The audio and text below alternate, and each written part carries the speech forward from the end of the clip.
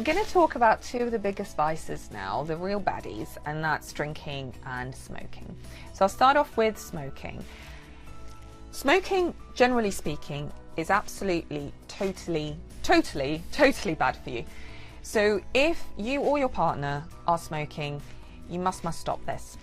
And that's because cigarette smoke contains nothing of benefit at all. It's completely toxic to your entire body, all of your organs, but in addition to that, both your sperm and eggs.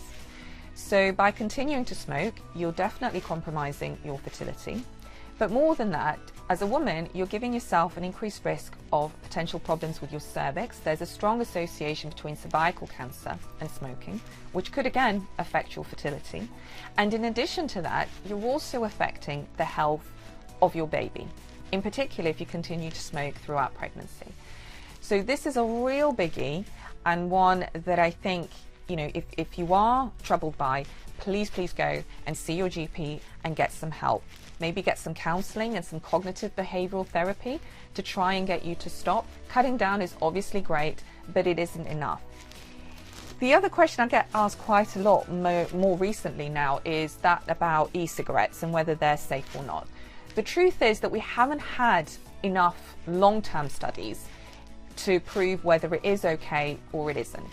It's great that e-cigarettes don't contain the tar. Of course, this is a benefit. However, I am personally troubled by the other stuff that e-cigarettes contain. And truly, I don't believe that actually these ingredients are completely safe. I think that in the future, we will probably see studies that start to prove that there are some negative effects on the sperm and the eggs. But at the moment, we don't know. If this is your best option, and you really truly can't give up smoking, then of course it's better than smoking normal cigarettes, or worse still, smoking any other recreational drug. But be really careful about it, because there is no research at the moment that's shown us whether e-cigarettes are safe or not, and that's for both men and women. When it comes to alcohol, yes, alcohol, generally speaking, is bad for you, but we are seeing some studies and some research from time to time proving that potentially having a little bit of alcohol may not necessarily be harmful. Again, there isn't enough evidence out there to say that, well and truly, we should completely stop it.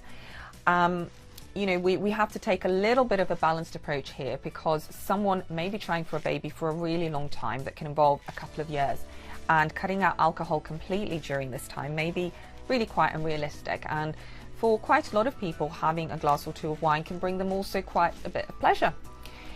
But I think it's important to remember that alcohol, as well as smoking, can have toxic effects on the body, can definitely negatively affect fertility, all your sex hormones, as well as your sperm and eggs. And for that reason, I think it's important to try and cut it out as much as you can. I'd say, as a general rule of thumb, having 1 or 2 glasses of wine, or whatever your choice of alcohol or spirit is generally okay. And again, research and evidence haven't shown that this is of any sort of negative effect in terms of you being able to get pregnant. But some of the studies that we have seen do show that if you're going through IVF and you're drinking a little bit too much alcohol, or drinking regularly throughout the week, the success outcomes for IVF around that time are not as good as when you're not. So these are the only studies that have shown quite a strong correlation, but we haven't had enough to show and prove this correlation with people who are trying naturally. However, I'd say that probably the same rules do apply. Be really careful in terms of the amount that you and your partner have, and not just in terms of fertility, but also your general state of health.